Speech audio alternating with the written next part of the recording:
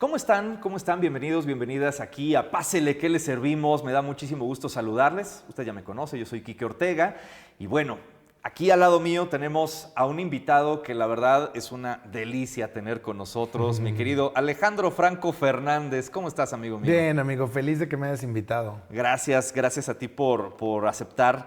Y vamos a ir llevando un poquito la entrevista hacia toda tu trayectoria que vaya que te has metido en distintos campos. DJ, locutor, empresario, conductor, manager, cualquier cantidad de cosas que has hecho.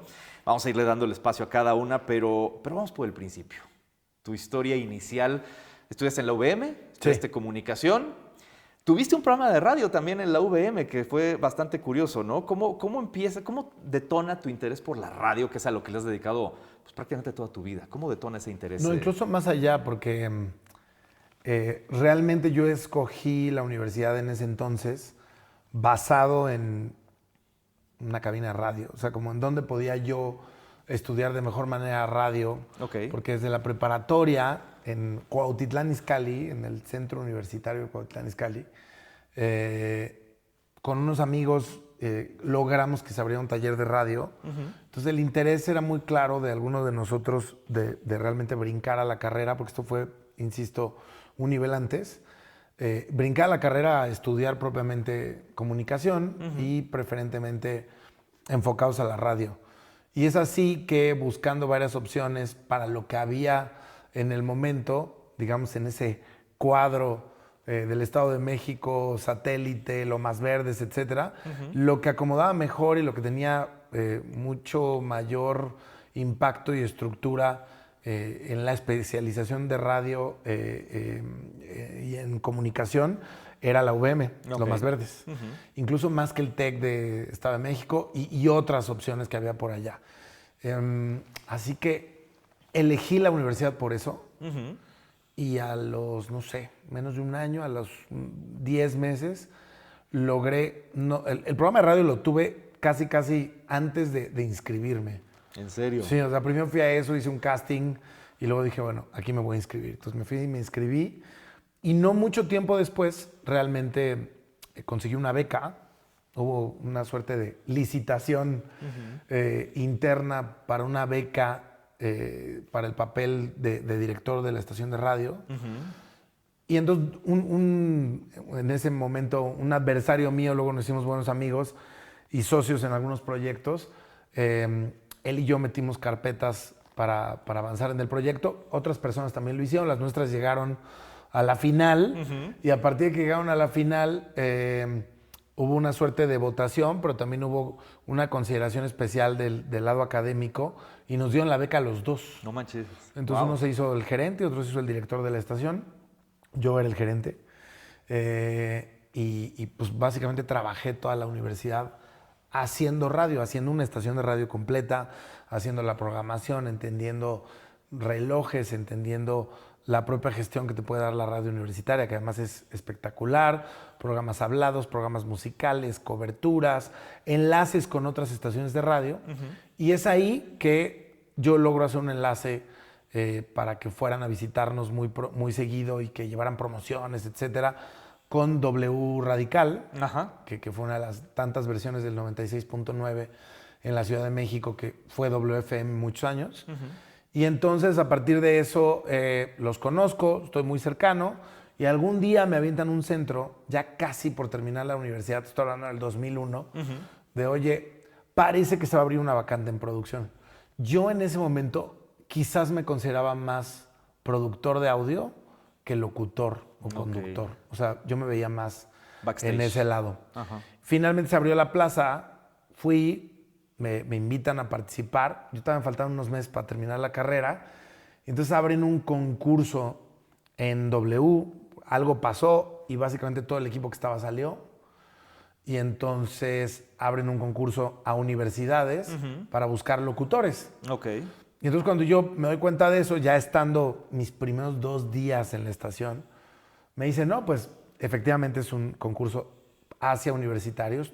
Tú podrías encajar en esa serie de castings, pero ya trabajas aquí. Entonces, si quieres participar en eso, mejor no te contratamos. Ok. Y entonces yo me la juego y digo, bueno, Le entro. a ver, le entro, porque era demasiado llamativo decir, van a salir 6 personas que van a estar al aire, van a conformar una nueva barra radiofónica de W Radical, otra hora WFM. Y eso pasó, entré a un casting que yo no sabía lo grande que era, no sé, yo creo más de 300 personas. Luego de ahí se filtraron 60, 18, etcétera. Y luego la final fue una especie como de invención del reality show, porque en ese entonces no había realities. Y nos metían al aire a probarnos a las 3 de la mañana, a la 1 de la mañana, a las 11 de la noche, hasta que finalmente hubo un evento en donde hubo jueces dedicados a la producción de audio, de cine, a mercadólogos súper importantes, grandes nombres, muy abiertos de la industria, un par de actrices, o sea, en fin, muy variado el jurado. Entonces hizo una mezcla entre gente votando que nos había escuchado al aire y que nos había visto en algunos espacios. En ese entonces ese grupo radiofónico pertenecía a Televisa. Así es. Entonces de pronto aparecíamos en un programa, no sé, de televisión, de Televisa. Ellos son los que están participando en, ¿no? Ok, wow. Y finalmente se hizo como un algoritmo ahí humano entre votos de la gente más jurado. Finalmente quedamos 6 personas. Entonces terminé la carrera. Ya, unas semanas, bueno, más o menos coincidía con el tiempo de lo que te estoy contando. Y pues básicamente me ligué de la carrera directamente a ya tener un turno al aire en W. Y por cierto, recuperé mi posición como productor. Entonces durante un rato era locutor y digamos que mi otro trabajo dentro de la estación, mi otra responsabilidad, me pagan lo mismo de todos modos. Claro, sí, pero sí, mi otra sí. responsabilidad era ahora también aprender diseño de audio. Pero tenías las dos batutas que era tu pasión. O sea, al final del Totalmente, día. ¿No? totalmente. O sea, esa era la parte Sí. padre. Pero, ¿cuál fue ese primer programa en el que tuviste? Porque si mal no recuerdo, tuviste hasta un programa de autos en algún momento. O Sí, algo por eso ahí. fue como una etapa más adelante. Lo primero fue un turno de 5 a 7 de la noche en W Radical 96.9, varias otras estaciones en la República Mexicana. Luego de ahí, creo que... Puramente musical, de 5 a 7. Puramente musical. De hecho, la estación era puramente musical. Ok, todavía era la generación de Gonzalo Oliveros, de Luis Gerardo Salas. Esa es la generación la que salió. Nada, no te tocó convivir con ellos. No, digamos. ya no. Ok. Con un par de personas que se quedaron ahí, Héctor Padilla, algunos productores, Javi Mix, etcétera, que les mando un abrazo. Siguen haciendo radio después de tanto tiempo. Y no, más bien esa etapa que tú dices llega después con la compra de Grupo Prisa, este conglomerado mediático español, dueños del país, así es. y de muchas otras cosas a lo largo del tiempo. Entonces, cuando ellos compran la mitad prácticamente del grupo radiofónico de Televisa Radio, antes Radiópolis, en ese entonces ya venía cambiando de Radiópolis a Televisa Radio, bueno, pues es cuando W cambia, deja la música. Yo pienso que básicamente yo ya voy de salida, me duró un año, porque esto fue 2002. Más o menos. Yo entré en 2001. Claro. Entonces unos meses estuve en este programa de la tarde que te cuento, otros meses estuve en la mañana, muy temprano, como a las 7 de la mañana, de 7 a 9, me dieron ese horario. Y luego, pues básicamente vino esta etapa de españoles trayendo radio española a México, que además hacen una radio increíble, con mucha libertad y con mucha precisión en sus fórmulas. Y nada, por más que intenté renunciar un par de veces, porque me tocó ver también cómo se estaba desmantelando todo el status quo en general, porque entró una estación a suplir la estación pop. Entró una nueva filosofía para la estación, digamos, grupera o folk, ¿no? Y luego, pues evidentemente, W Radical, WFM, todo lo que siempre había ocurrido en la música, desaparecía y se hacía una estación de noticias. Así es. Entonces, me tocó ver entrar caminando a Javier Solórzano, a Carmen Aristegui, a Carlos Loret en una primera etapa en ese ya como W Radio. Y nada, yo vi que todo el mundo estaba empezando o lo salían o se salían. Y entonces, muy dignamente, en esos 21, 22 años, renuncié varias veces porque, según yo, iba con mi ¿sabes? Como mi ética. Ajá, Pues y si tú esto seguías, se acabó, exacto. ¿no? Sí, sí, sí. Y nada, finalmente me dijeron, "Oye, pues nadie te está despidiendo, tómate unas vacaciones si quieres para que te relajes y regresas a ocupar la posición, no sabemos si al aire, etcétera, pero por el momento tranqui, ¿no? Y finalmente no acabé ni en producción y no acabé estando al aire todos los días por ese cambio. Acabé como programador musical de todos los espacios que no eran estos 3 noticieros. Ok. Y como dulce, digamos así, como para que el chavo no ande Dando jodiendo, lata. no ande dando lata, me dieron un par de programas los sábados. Uno de esos era el programa de autos, Visión Automotriz, que me encantan los autos, entonces entré muy natural.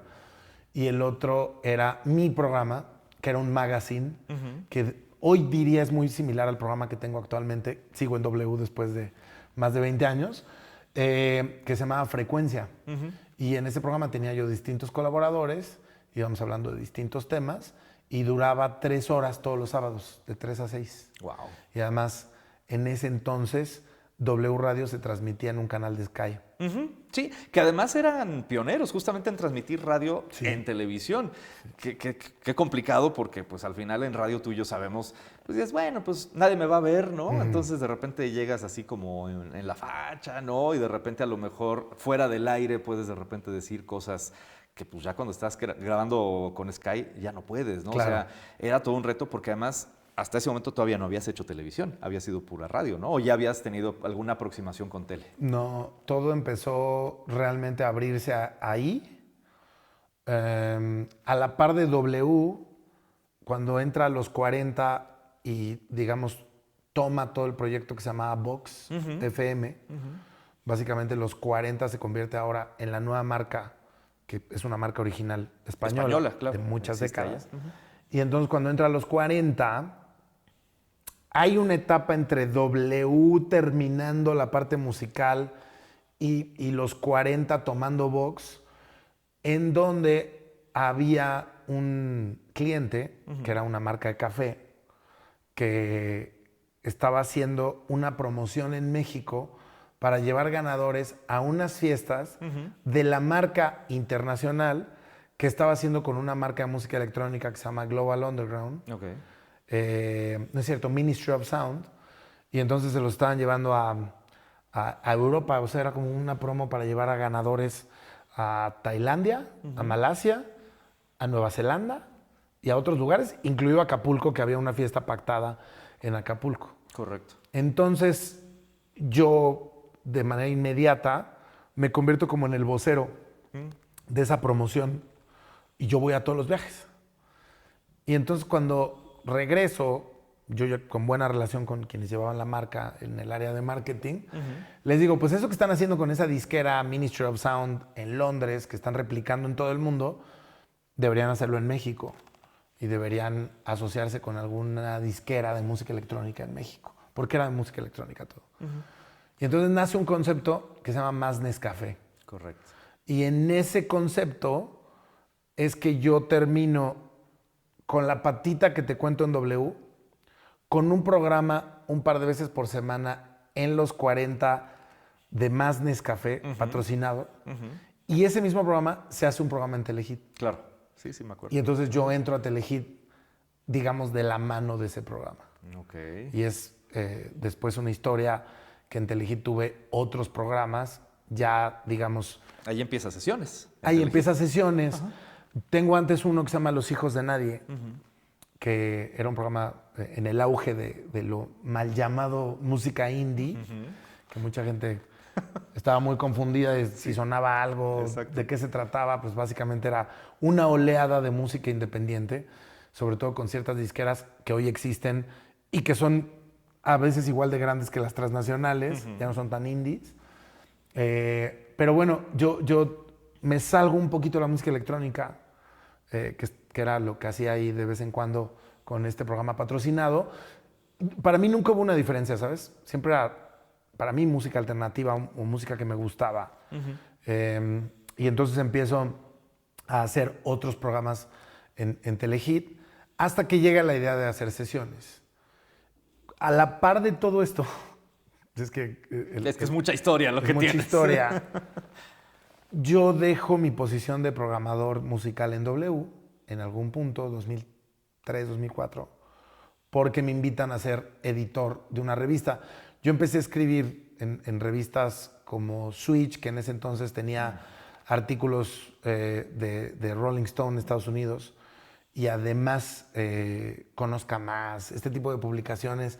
Yo hacía reseñas de discos, entrevistaba gente, de pronto hacía reseñas incluso de cosas, de gadgets, etcétera. Hasta que alguien me habla y me dice, oye, vente a dirigir esta revista. Entonces empiezo a dirigir una revista que se llama Sónica. Lo hice 3 años y medio. Y cuando empecé a hacer Sónica, que era dedicada a música alternativa, me quedo, digamos, con mis cositas en W, mi programa Más Nescafé, etcétera. Pero a la par, digamos que las cosas se van moviendo. Y hay un día que salgo de Sónica, 2006, y ese día también yo dejo de hacer cosas de radio y dejo de hacer, digamos, encomiendas como Más Nescafé. Y entonces digo, bueno, igual es el momento. Yo sigo en W. Ahí acomodé otros espacios. Durante un tiempo di la sección de entretenimiento y cultura con Carmen Aristegui. Okay. Seguía teniendo mi programa de los sábados, seguía teniendo el de autos. Y aparte Carmen todos los días de lunes a viernes. Correcto. Y en ese mismo inter arranco yo una propia energía mediática, que sí fue revista impresa muchos años, pero empezó digital unos meses, que se llama Warp, que actualmente es mi compañía. Así es. De ahí nace Grupo Sentido. De ahí nace Grupo Sentido, que finalmente hace unos años lo simplifiqué y ahora todo es Warp. Ok. Todo es porque Warp. el Grupo Sentido era lo que yo hacía, digamos, producciones audiovisuales, y Warp era el medio. Y luego me di cuenta que era muy difícil como proyectar las dos marcas, porque todo el mundo me decía, ¿pero qué hace una y qué hace la otra? Exacto, sí. Y terminé uniéndolo. Pero Grupo Sentido nace a la par que nace Warp, porque intenté emprender a la par de todo un pequeño restaurante en el Poliforum Siqueiros, allá afuera. Que ya no existe, tristemente. Sí, ya no existe tristemente, en esa inmediación ahí del World Trade Center. Y entonces era un lugar que, para que nos fuera bien, empezamos a hacer sesiones de grupos en vivo. Wow. Y entonces ahí alguno de mis socios como que me pica la costilla. Me dice, güey, pues ¿tú no querías hacer esto? Y yo, pues, o sea, como un programa de televisión. Sí, o sea, yo amo a Jules Holland y me encantan esas referencias como Saturday Night Live, los musicales. Entonces fue como, güey, pues sí, de hecho, sí quiero hacer eso. Pues, güey, aquí hay que rentarles el Siqueiros, el Teatro Circular y le damos, ¿no? Aquí hacemos todo. Entonces, empecé a hacer sesiones, se lo ofrecí a Telehit. En Telehit me dijeron que no había presupuesto para hacer eso. Y entonces les pregunté si podíamos asociarnos. Yo conseguí la producción. Es el momento que di un paso que valoro tanto, como a veces, ¿sabes? No sabía que era tan complicado emprender. O sea, como dar un paso a yo meterme como productor, conseguir los recursos. De pronto llevas 4 programas, ya debes dinero, necesitas gestionar el ingreso, hay que abrir una compañía porque si no, ¿cómo caen los ingresos? Hay que darte de alta en Hacienda. O sea, ese fue un brinco para mí abismal. Me cambió, yo creo que el rumbo de lo que originalmente yo buscaba, que para mí era hacer una carrera como comunicador y básicamente, ¿no? En todos los sentidos, a nivel holístico, editando una revista, teniendo un programa de radio, haciendo televisión, pero no llevando el riesgo. Claro, sí. Nunca eso fue planeado. Hasta que finalmente terminé de pronto con un medio, con una revista, con nóminas, con imprenta, produciendo, con un programa trayendo de televisión, artistas, ¿no? Que además sesiones nunca fue barato. Sí, claro. No, pero es que el nivel de artistas que traías. Claro. O sea, está cañón. Y para que nos aceptaran eso, pues había que tener buenas cámaras, había que tener un backline. Pero ¿cómo logras? O sea, ok, tienes una superproducción, pero no cualquiera consigue a Morrissey para traerlo a un programa, no cualquiera consigue a Katy Perry. O sea, pues mira, lo clave fue cómo empezamos. Y también que yo creo que ahí es donde también radica que me di cuenta que nunca nadie me iba a invitar a hacer el programa que yo quería hacer. Tenías que hacerlo tú. Tenía que hacerlo yo. Claro. Y entonces, después de haber hecho lo que hice, ya llevaba de radio por lo menos 5 o 6 años. Luego ya vas conociendo gente de menos, pues, no sé, las bandas mexicanas de la Ciudad de México, pues ya los vas viendo en eventos, los entrevistaste un par de veces. Tampoco es que sean tus amigos, algunos sí, pero pues ya La Gusana Ciega y Hello Seahorse iba empezando y los Bunkers iban llegando a México. Y pues los Tacubos alguna vez ya los había yo visto en Lomas Verdes, Claro. Son Satelucos. Son Satelucos, claro. Esas cosas que ya vas teniendo, DLD, que aparte nunca estuvieron en sesiones, pero iban conmigo en la universidad. Entonces ya tenías como un network, ¿no? Como un ecosistema. Y ser editor en jefe de una revista de música, 3 años y medio, que yo lo primero que llegué a cambiar a la revista es que les dábamos portadas a básicamente las agendas de las disqueras. Era como, hay un disco de Blink-182. Ah, pues portada. Y era portada, ¿por qué? Ah, pues porque el editor o el colaborador escribió un artículo del disco. Y yo decía, no vamos a dar portada si no hay entrevista. No vamos a dar portada si no hay cobertura. No vamos a dar portada si no hay exclusiva. Y entonces empecé a cambiar yo esa pequeña editorial hacia contenidos mucho más robustos y mucho más serios, para que, si no era como un fanzine, Sí, claro. muy bonita, pero el contenido era como muy fácil de leer, muy pobre, honestamente. Y entonces, pues el equipo que estábamos en ese entonces, por ahí Choc Pereda incluido y varias personas que son entrañables, un diseñador maravilloso que se llama Oscar Sámano, que yo todavía hoy las marcas que uso mías, como Sesiones, Warp, etcétera, él es quien me hizo todos esos logotipos. Y hicimos un equipo muy lindo, que luego cuando empiezo a hacer Warp, a la par de Sesiones, ya no en Sónica, pero todavía en la radio, pues tengo más o menos una agenda. Y ya tengo tratos directos con las disqueras, con todo. Y entonces yo les empiezo a paquetear cosas. Y le digo, oye, pues si me das a The Dead Weather, la banda de Jack White, o me das a Katy Perry, o me das a tal para grabar mi programa, me los prestas un par de horas, yo les pongo el backline, yo les pongo todo, yo necesito grabar 8 canciones, etcétera. De una vez ahí, hacemos una entrevista para Warp, tomamos fotos, sale la portada, de ahí tomo el audio, me lo llevo a la radio, y entonces empecé a convencerlos así. Claro. Era como un paquete, como un mini junket. Empezaste a hacer transmedia sin saber que era transmedia. Sin saber.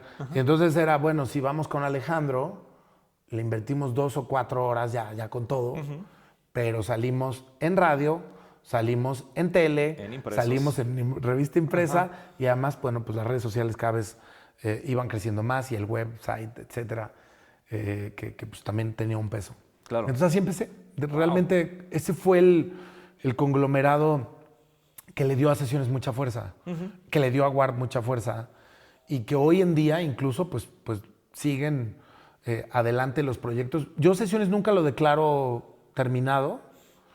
Son pausas, ¿no? He hecho 9 temporadas. Tengo otro spin-off de Sesiones.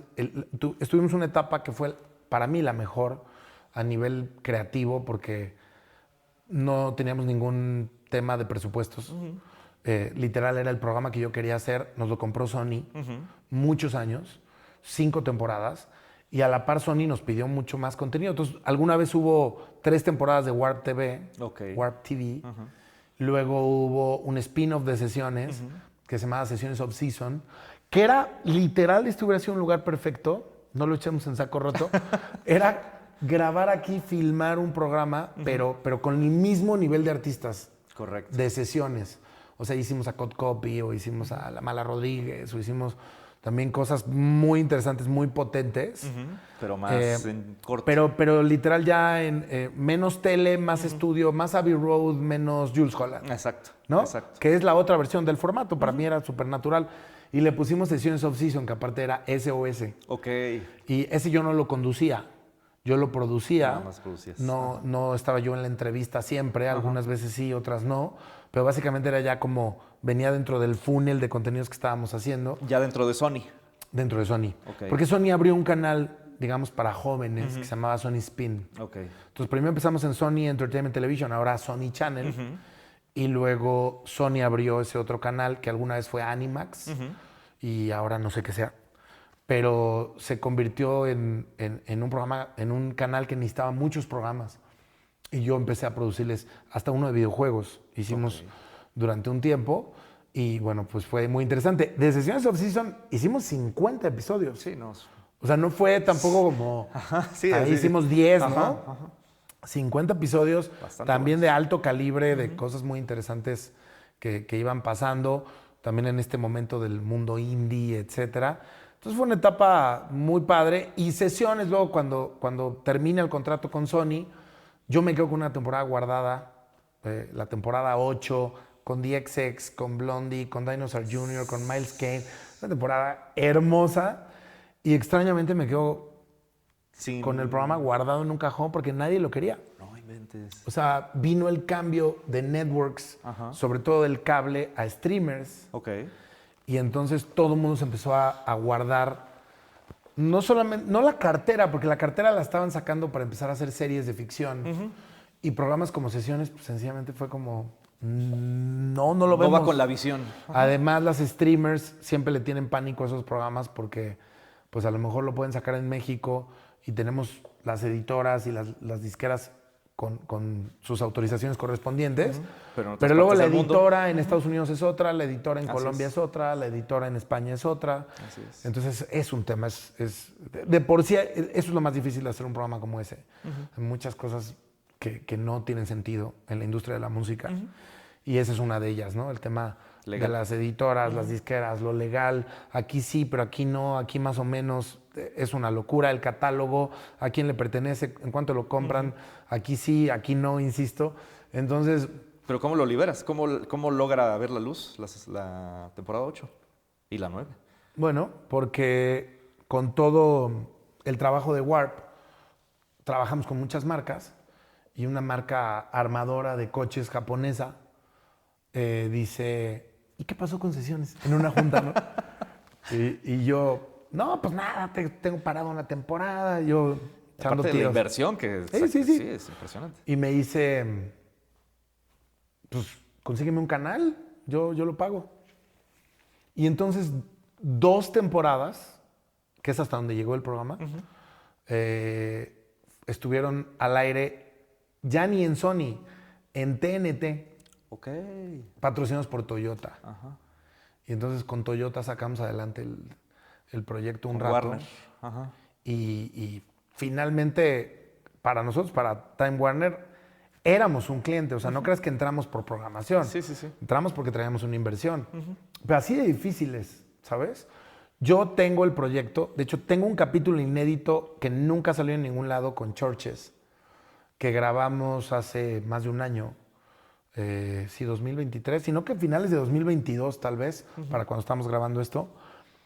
Y ese episodio lo tengo guardado, nunca ha salido al aire, está como ahí en un limbo. Es hermoso porque lo filmamos en donde era aire libre, esta estación de radio ahí 105.3. que existió ahí que la oficina y la cabina estaban enfrente del Monumento a la Revolución. Así es. Entonces el Monumento a la Revolución se ve en las... Es una maravilla, muy bonita. Ojalá salga pronto, salga en algún momento. Yo no lo he querido sacar porque he estado esperando el momento de hacer una 10ª temporada y no quiero sacar el episodio nada más como un balazo. Solito. Ajá. Pero honestamente no sé tampoco cuándo vaya a pasar. Es un proyecto que está ahí, digamos, siempre en stand-by. No, y dejar que fluya. Me voy a regresar, Alex, a la parte un poquito de radio, porque hay un limbo en esta historia que nos cuentas que me gustaría explorar. Mencionas el tema de frecuencia, muy exitoso el programa, los sábados y todo, entras a los 40 también. Y tú fuiste el iniciador de un programa que de hecho todavía existe, en otro formato, pero todavía existe, que es el Tlacuache. Sí, claro. Tú estuviste en el Tlacuache y ahí empezó gente como el Bazooka Joe, el Niño con Barba, ¿no? Gente también que todavía está en la industria. ¿Qué pasó con el Tlacuache? O sea, ¿es real este mito, ¿no? De que fue por una bronca de un chiste de Polet o simplemente se acabó la No, ese mito lo temporada? inventamos nosotros. Ok. Pues ese te lo digo yo. A mí se me ocurrió. Ok. Porque hubo una situación muy desafortunada en que Bazooka hizo un comentario con el tema Polet. Y la única manera que encontramos un poco fue autocancelarnos. Entonces fue como, pero sin saberlo, pues, las cancelaciones y lo funado no existían no en aquellos existía en días. ese tiempo. Ajá. Nosotros nos autocancelamos. O sea, fue como güey, esto merece que nos despidan. Vamos por lo menos como a hacer una historia en donde quede claro que estamos muy arrepentidos de lo que se dijo y que hay consecuencias, aunque realmente no estaban habiendo consecuencias. honestamente fue una broma muy oscura, de muy mal gusto, pero al final del día, si lo quieres calificar, era humor, no Claro. había una mala intención y no había un dolo. Yo empiezo a hacer ese programa cuando dejo el noticiero de Carmen y cuando dejo mi programa de los sábados, en el inter de todo lo que acabo de contar, sesiones andando, Warp andando, etcétera, y empiezo a hacer el Tlacuache por petición de Nacho Reglero, que fue justamente del equipo de Grupo Prisa de España que llegaron a México. Él primero fue director de estaciones de radio musicales y luego se convirtió en el director general de todo el grupo en México. Y luego se fue a dirigir Caracol Radio, todo el grupo en Colombia, que Caracol también es de Grupo Prisa. Okay. Y bueno, finalmente hoy ese grupo ya no es de Televisa, hay otro grupo de inversionistas y está el Grupo Prisa y básicamente desde 2002, 2003 que entraron, ellos dirigen el proyecto. Hoy se volvió a llamar Radiopolis. Radiopolis, de hecho. Sí, ya Televisa no tiene nada que ver. Y regresando al Tlacuache, me pide Nacho hacer un programa en donde mezclemos personalidades, principalmente la de Bazooka y la mía. Bazooka había hecho mucho tipo de radio, no solamente uno, también había hecho cosas de rock, etcétera. Pero llevaba un tiempo haciendo radio pop. Y yo venía de hacer la radio alternativa por excelencia, que era W, etcétera. Y luego toda la parte ya como más, lo que platicábamos de W Radio. Así es. No era el tipo de radio que yo quería hacer, que no era mi corte, digamos. Pero me pareció muy interesante el proyecto. Lo tallereamos varias veces. Nacho era mucho de hacer pilotos. Hicimos, no sé, o sea, ya hubo un momento que era... Llevamos 6 meses haciendo pilotos. Ya, por ¿En favor. qué momento va a empezar el programa? Hasta que finalmente empezó. Yo quería que el programa se llamara Con Todo Respeto. Ok. No, por cualquier mexicano sabe que después de esa frase Viene podemos una decir lo grosería. peor, ¿no? Sí, sí, sí. Y Nacho no, Nacho quería un animal. Ok. Ay, quiero un animal. Y siempre me da mucha risa porque siempre decía que en el verano tenga shorts, que en invierno tenga un corrito de Santa Claus, que tenga una florecita en la primavera. Pero un animal. Y no sé cómo un día llegó después de un fin de semana, se me atravesó un tlacuache en la carretera que se va a llamar el Tlacuache. Híjole, yo de... Qué feo nombre, ¿no? Pues, qué feo nombre. Yo les decía, no mamen, ¿no? ¿Cómo creen? Finalmente, yo me metí mucho en la parte creativa y intenté hacer cosas muy chistosas. O sea, como por ejemplo, la voz de Stereo 100 y de los delfines. Ajá, y todo. sí. Hicimos varios IDs con alguien que hacía esa voz. Y entonces era el Tlacuache. Y entonces empezamos a hacer cosas que disasociaran la palabra que me parecía muy fea. Hoy no me parece tan fea, la verdad. Pero lo disasociaran y fuera muy radiofónico y hubiera autopromos como en la época de WFM o de Radioactivo, que yo escuchaba Radioactivo todos los días yendo a la universidad. Crecimos con Radioactivo, ¿No? sí. Y entonces, mi estilo de hacer radio era esa. Y el estilo de Bazooka pues, era otra. Y entonces nos ponen ahí como un referee, que es el productor, y luego entra Iñaki, Álvarez, y luego el primer programa entre El Niño con Barba, que realmente El Niño con Barba escuchaba mi programa de música electrónica, el patrocinado este que les decía, y un día me habla y me dice, oye, ¿puedo ir literal a contestar teléfonos? Sí, vente. Entonces lo conozco y cuando viene este programa, que yo también ya dejo el otro, no me acuerdo, tal vez se cruzaron durante un tiempo, ya sea los dos, todos los proyectos están cruzadísimos. Sí, sí. Y entonces digo, bueno, vente, güey, o sea, necesitamos que nos ayude. Y entonces lo invitamos al programa, literal a contestar teléfonos. Ok. Ese día en la noche nos fuimos todo el equipo a cenar y alguien en la cena le puso el apodo de Niño con Barba. O sea, él no llegó con el apodo. Y lo mismo el nuevo, que hoy es productor de La Corneta. El nuevo es el nuevo porque llegó al segundo día. Ok. Entonces era el nuevo. Pero era el segundo día del programa. Entonces era el nuevo. A ver, ¿cómo se llama el nuevo? No sé qué. Y se le quedó el nuevo. Wow. Y ahí hicimos un programa 3 años, juntos, todos. Hasta que yo honestamente me canso del formato porque yo me la pasé muy bien. No era mi estilo necesariamente lo que yo quería hacer en radio. Empiezas a crecer también, ¿no? Ya entrados los 30, etcétera. Claro. Y entonces hay un punto en el que después de un año pido como revisitar mi situación en el programa, me piden esperarme un año más, termina el año 2, yo digo, ya no quiero estar en el programa, denme algo más, me piden otro año más. Uy. Y cuando termine el año 3 yo les digo, chavos, ahora sí yo ya me voy. O sea, si me tengo que ir a hacer radio universitaria, bueno, ahora ya estaban estas opciones como Ibero, etcétera. Así Radio es. universitaria, pero en FM. Güey, prefiero, ya mi onda era, prefiero tener un programa una vez a la semana de lo que yo quiero poner de música, hablar, etcétera. A tener programitas. El programa. Y aparte, pues como empresario me estaba yendo bien.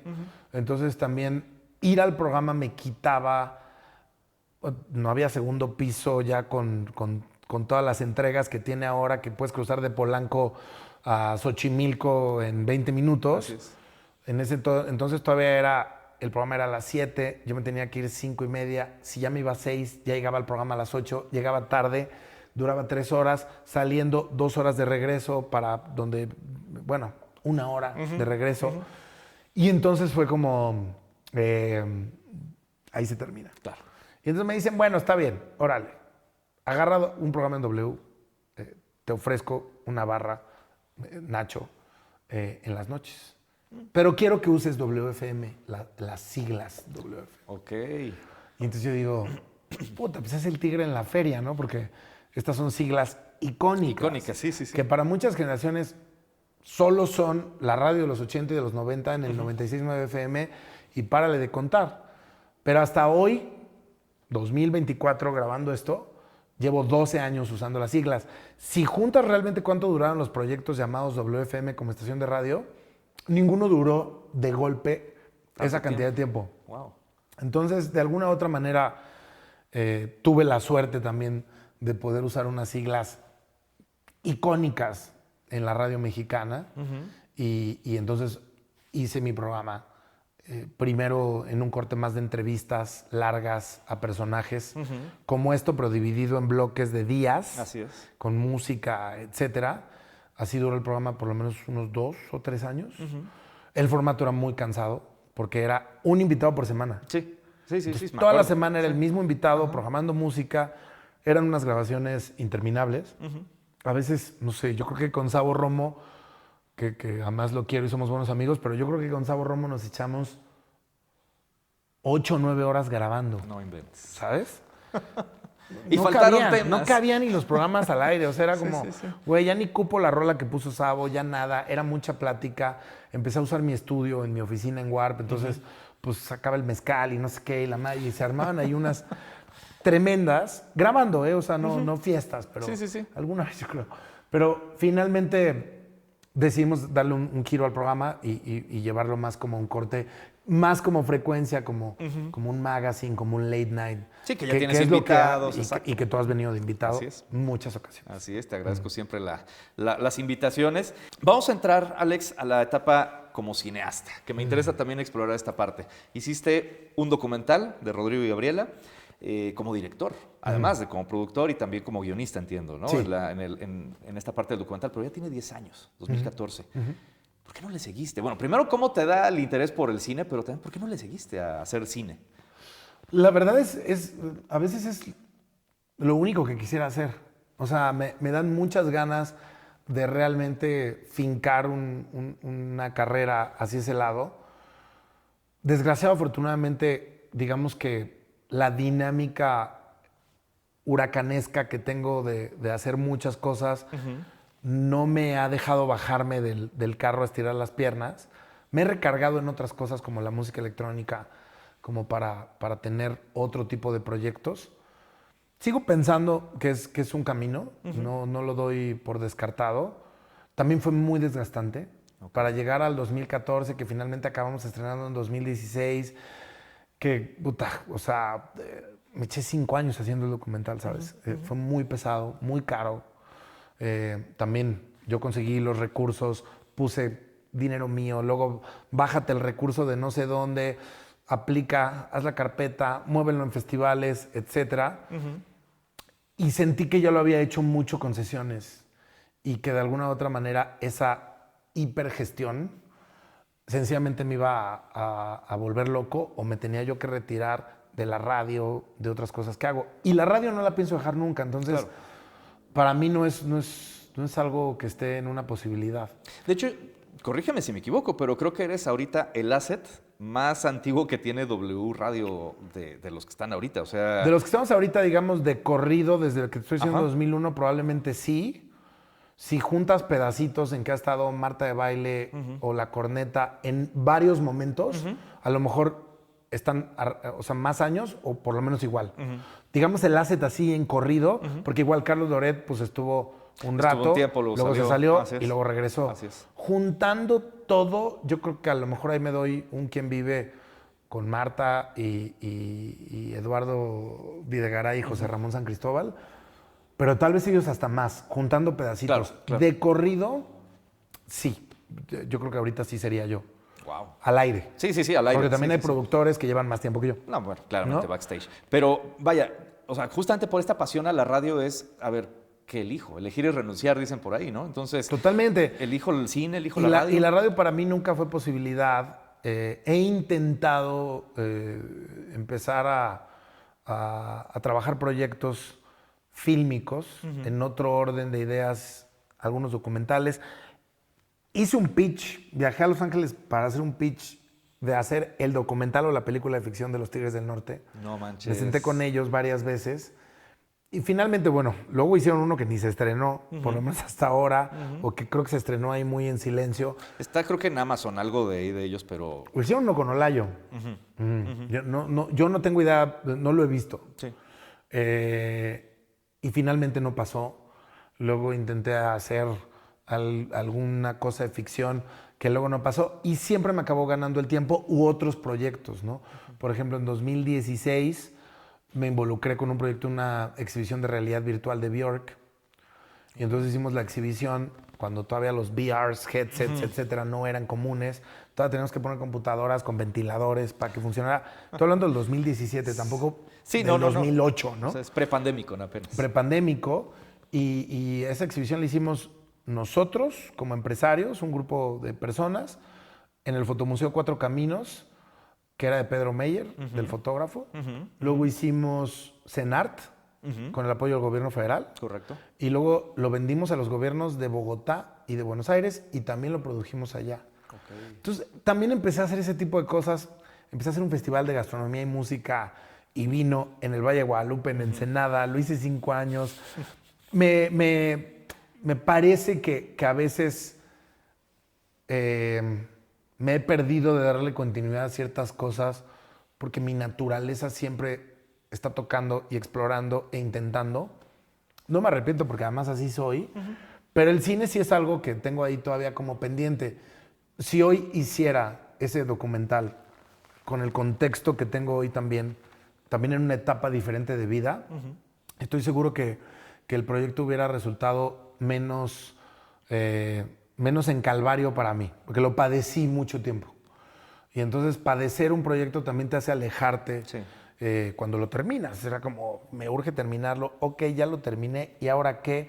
No, espérame, le falta esto. Luego Rodrigo y Gabriela, 2 músicos mexicanos prolíficos, extraordinarios, con una carrera impecable en el mundo entero, no muy conocidos suficientemente, pero no muy conocidos en nuestro país y en el resto de Latinoamérica. Yo quería contar esa historia, pero pues ellos también son seres humanos, son artistas y también estaban en evolución. Entonces, cuando yo paraba de filmar, ya había pasado algo. Entonces yo volví a filmar y hasta que un día dije, no, espérenme, aquí se acabó. Claro. Esos proyectos hay que abandonarlos, o sea, te tienes que saltar del balcón y decir, hasta aquí me quedé. Y entonces finalmente lo hice. Finalmente nos fue muy bien. Yo recuperé, la verdad es que si no toda, casi toda mi inversión. Lo festivaleamos, estuvo en festivales en Irlanda, que ellos ahí es donde empezaron su carrera, en otros lugares del Reino Unido, en el Mill Valley, que es un festival cerca de San Francisco, del pueblito donde vive Spielberg, George Lucas, etcétera. Tienen su propio festival, estrenamos ahí vive Metallica. Estrenamos en South by Southwest, ese fue el gran estreno en el Festival de Cine de South by Southwest en Austin, Texas, con bombo, platillo. Hicimos algunas cosas en especial para la Cancillería aquí en México que llevaba MIF en ese entonces. Ellos nos ayudaron a que lo viera más gente y que se interesaran. Logramos una distribución como documental en Cinépolis. Muy leve, de unos cuantos días. Pero sí estuvo. Pero 50 copias. Y luego estuvimos varias semanas en la Cineteca, hasta que básicamente ya nos tenían que sacar por programación, pero nos fue muy bien. ¿Hoy se puede ver en algún lugar? Sí, curiosamente estuvo en todas las plataformas. Teníamos una distribuidora en Nueva York, ya nos renovamos con esa distribuidora. Entonces quedó en un limbo ahí, un rato no estuvo disponible, pero ahora está en una distribuidora gringa de un emprendedor de origen latino, pero es una distribuidora dedicada sobre todo a temas de metal, de rock. Ok. Se llama Thunderflix. Wow. Hay unas joyas, hay unas películas espectaculares, desde las más comerciales hasta las más independientes. Y entonces el documental ahora vive ahí. Entonces cualquiera que lo quiera buscar, busquen Thunderflix. Por ahí creo que tenemos también unos on demand en Vimeo, porque aparte de la historia es que hay 2 películas, una totalmente en español y una totalmente en inglés, filmadas de origen en cada idioma. Ok. Por lo menos las entrevistas clave, etc. Pues por eso lo padeciste, o sea, te aventaste 2. Sí, pero esas eran peticiones del manager. Es que no queremos que sea en español. Y yo, no, pero ¿cómo no? Si es una producción mexicana, ellos son mexicanos. No, queremos que sea en inglés. No sabes. Y ¿Cómo bueno, le haces, no? te digo, hoy con más bagaje habría hecho cosas diferentes, pero también eso te da un aprendizaje, ¿no? Oye, a lo largo de toda esta trayectoria que tienes, muy vasta como lo acabamos de ver, ¿hay algo de lo que te arrepientes? ¿Algún proyecto que digas, esto no le debí de haber entrado? No, en ese sentido no me arrepiento de haber hecho ningún proyecto. Quizás me parece que debí, en los proyectos independientes, debí haber sido un poquito más ordenado y quizás de haber desarrollado un conocimiento más en el orden de la producción, pero de a lápiz. Correcto. De presupuestos, de administración, de manejo de recursos, de estrategias de producción, de diseño de producción, porque lo aprendí empírico. Sí, claro. Equivocándote. Es un me arrepiento, no me arrepiento, porque pues, tampoco nada estuvo planeado y todo lo fui, digamos, como que bajando y dominando, pero al paso del tiempo pues, se vuelve anecdótico, pero pues, en el momento es muy difícil, ¿no? Llevar una gestión de proyectos donde tienes gente que trabaja para ti, gente que confía en ti, donde tienes socios, donde tienes clientes internacionales, clientes nacionales, donde le estás respondiendo por tantas energías a la vez. Quizás lo hubiera disfrutado más con un poquito, ¿sabes? Como de amplitud. Claro. De análisis, etcétera, pero en el momento era lo que venía. Entonces, a veces, al paso del tiempo, digo, me hubiera gustado, más que arrepentirme, me hubiera gustado tener ese conocimiento más a flor de piel, me hubiera gustado también tener una claridad en el formato documental, por ejemplo, cómo son los documentales, ¿no?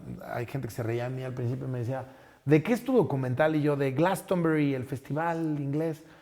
¿Por qué quieres hacer un documental de Glastonbury desde México? Yo, bueno, porque ya fui 2 veces y me encanta. Y conocí a los que hacen Glastonbury, a la familia Ibis, y tuve unas entrevistas con ellos. Entonces de ahí como que se me prendió el foco. Y alguien me dijo, prepárate porque vas a acabar contando una historia totalmente diferente a esa. Y terminó siendo el documental de Rodrigo Gabriela. Exacto. Entonces no estaba tan alejado. Sí. O sea, los documentalistas te team. podrían haber guiado en su momento. Totalmente. Pero vaya, es eso. ¿Qué viene para Alejandro Franco en los próximos años? Radio, obviamente. Radio siempre. En esta última etapa empecé a involucrarme como pinchadiscos, DJ, productor y ahora tengo una disquera desde el 2017. Common Sense. Que se llama Common Sense. En la cultura underground y particularmente en el techno. Y te puedo decir, con todo lo que he disfrutado y como te digo que no me arrepiento, que por primera vez encontré una tribu. O sea, yo nunca me había sentido parte de la radio, ¿no? La radio como gremio, como todo. Pero la radio también es de equipos. O sea, más que uno se sienta uno mismo con otros profesionales de la radio, uno va formando parte de proyectos radiofónicos. Claro. Con los que te vas identificando y tienes ahí a tus compinches y a tus colegas. Eso me pasa en W Radio de una manera extraordinaria, muy abierta. Sentimos que somos un equipo. Hablamos, si no todos los días, muy seguido y es una familia. Pero en el mundo del techno particularmente la cultura underground. Hoy está muy de moda una línea de techno que es muy comercial, muy pop, muy rápido, muy easy listening, o no.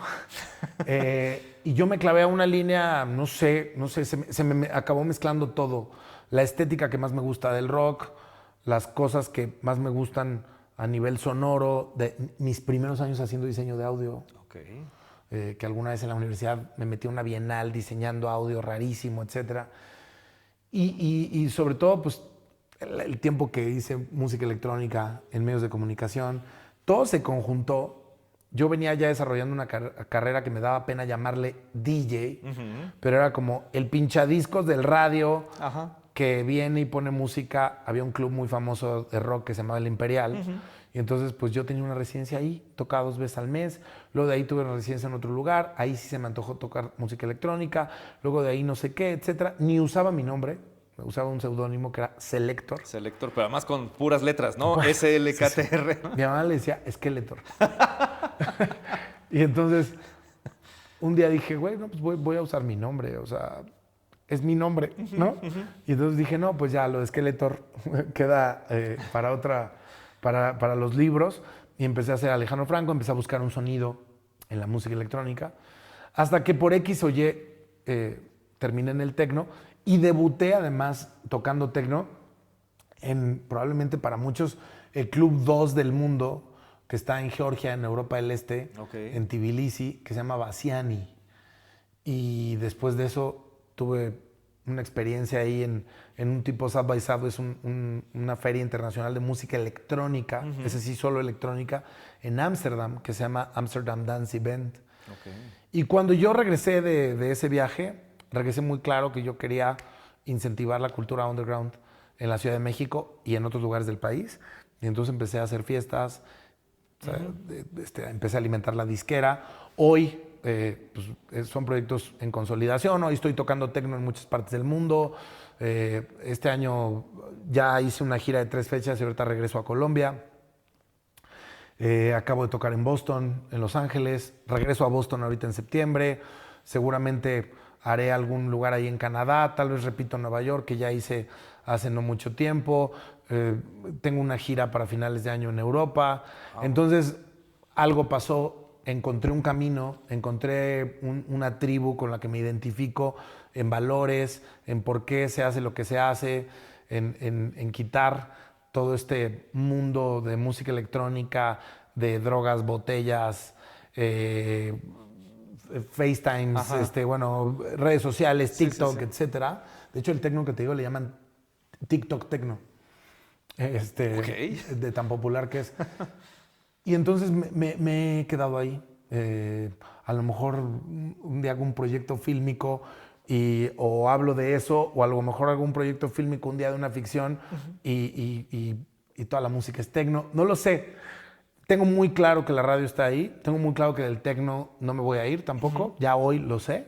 Pero las bondades ahorita, justo post-pandémicas, es que la radio lo puede hacer de cualquier parte del mundo. Totalmente. No necesitas estar en una cabina. Totalmente. Y además, pues también mi compañía se ha modificado. Hoy ya no imprimo una revista, pero el medio sigue, probablemente hasta más vivo que nunca. Generamos muchos contenidos, entrevistas, coberturas, en todos los formatos, escrito, video, podcast, etcétera. Soy un profundo amante de los vinos, no conocedor, pero aficionado. Entonces me involucré ahora en un proyecto de una distribuidora de vinos mexicanos y destilados que se llama Nación Culinaria. ¿Como inversionista? Sí, poquito más activo que inversionista. Okay. Y estamos por abrir un wine bar en la Ciudad de México. Okay. Entonces me metí mucho a ese terreno que empata muy bien con la radio, que empata muy bien también con la vida nocturna. Entonces es una cosa que se sigue tomando forma, pero ya siento hoy todo más alineado, más en conjunto. No estoy tampoco cerrándome a una posibilidad, sigo muy abierto. También ya tengo otro tipo de filosofía y de pensamiento. Estoy buscando ser, como siempre, cada vez más ordenado, cada vez más puntual con los proyectos, de hacer muchos contenidos editoriales para networks. Hoy hago muchos contenidos editoriales y estrategias de comunicación para marcas, lo cual no lo hacía. Las marcas solamente eran patrocinadores. Hoy estoy trabajando proyectos interesantes con marcas muy interesantes, algunas más locales que otras, pero regularmente marcas mundiales. Y entonces es muy bonito eso, porque también estoy como aplicando todo lo que acabamos de hablar hoy en desarrollar comunicación y contenidos que hoy todo mundo necesita, con una línea editorial muy clara y también pues con la maquila que yo siempre he querido poner en la mesa, sea una fiesta de tecno, sea el documental, sea la radio, sea sesiones, sea lo que sea. Mi visión y lo que he intentado hacer desde el día cero es cómo llevarlo, si no al siguiente nivel, al nivel más alto que se pueda alcanzar, haciendo televisión, en donde, pues, ¿por qué no hacen playback como todo mundo le ha hecho por años? Claro. Porque este programa es diferente. ¿Por qué no grabas con esta cámara? Porque hay que grabar con otras, hay que filmar, hay que hacer otro tipo de acabados, de intenciones. Entonces, creo que ese ha sido, en el general, digamos, lo que a mí me ha movido, hacer las cosas bien. Las fiestas de tecno, que suenen impecables, que sean underground, que no te dé miedo ir, que el baño esté lindo para cualquier chica, que la curaduría sea impecable, que el sonido sea bueno. Esa es mi aportación. Sirva mucho, no sirva mucho. Hoy en día ya se hacen contenidos de primer nivel muy fácil, pero antes no. Y aún creo que aunque tengamos las herramientas, hay otras cosas que explorar para hacer contenidos de primer nivel. Yo no veo por qué México no pueda tener el nivel de la televisión británica o el nivel de la televisión gringa en su máxima expresión, como haciendo cine o programas como SNL. Esa es mi visión. Y lo quitarnos un poco esta idea de que se hace a la mexicana, ¿no? Totalmente.